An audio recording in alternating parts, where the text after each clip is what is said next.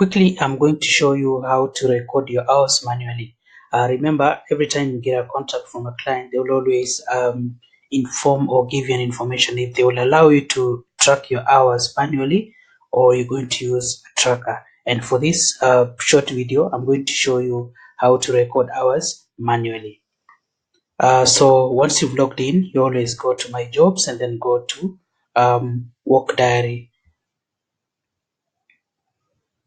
Click to go to your work diary, and then from here you need to make sure you choose the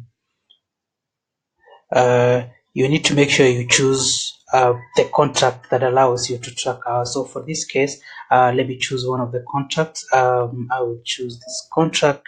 Then for today, then the next thing after choosing the contract, you always make sure you're choosing your time zone, and then you choose a specific day. For instance, if it's today, or if you had forgotten on a previous day and you want to record hours for a previous day, you can always record by clicking to go back or clicking to go ahead. So for this case, let's record for Monday, that is today, because one of the things you need to note is that every weekends on Sunday, so it's not possible to record hours for the previous week when it's past noon of Monday of the next week.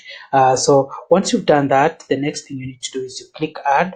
And the next thing you need to do when this window opens, you need to choose the range. So for instance, if you had worked for 2 hours, 3 hours, 4 hours, or 12 hours, you need to make sure you choose the range when you started that work and when it ended. So for this case, let's say I started this work today at 7 a.m. and I worked only for 1 hour. So if I work for 1 hour, that means this work should end at 8 a.m. And with this part, you need to make sure you mention what you are doing, so or the kind of project you are working on. So for this case, you would say you mention the task that you are doing.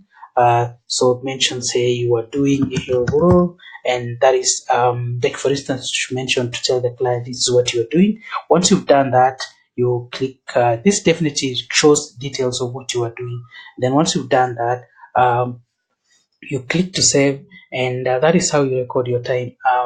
And it will always show it's manually recorded, and for auto track, that is tracked using an app, it will always show here, and it shows number of hours logged in today, and it will always show every now. Another thing I need to show you is, for instance, you realize during your choosing the range, you've indicated more than the hours that is expected. You can always delete any number of hours. So but you have to delete by checking boxes. If I needed, for instance, if I worked for 50 minutes and according to my record it shows it's 1 hour, then I need to make sure I delete 10 minutes. So for this case, I'll check a 1 minute checkbox because it has a period, the period of 10 minutes each. So if I choose this and then delete, I'll definitely delete 10 minutes, and it will always show you that you're going to delete 10 minutes. And if you, for instance, you needed to delete the whole hour or all the hours, you check on this.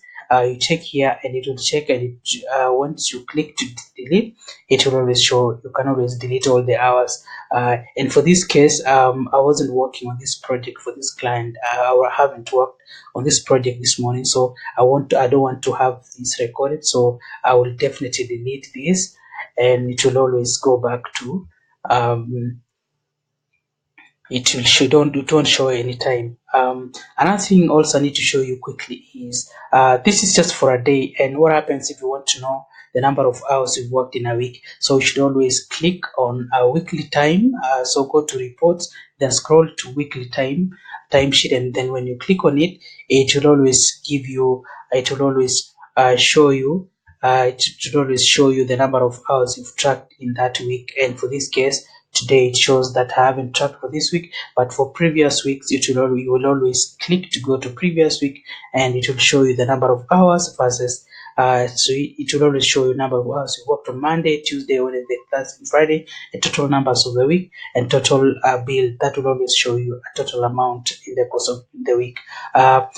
Quickly, that is how then you record your hours manually, and you can always delete, add, and check the weekly records. And depending on the weekly limits that your client will always indicate, you need to make sure that the total number of hours per week is within the limit that is allowed by the client. In short, that is how you record your hours. Thank you, and shortly I will be showing you on how to record your hours using an application that is a tracker. Thank you.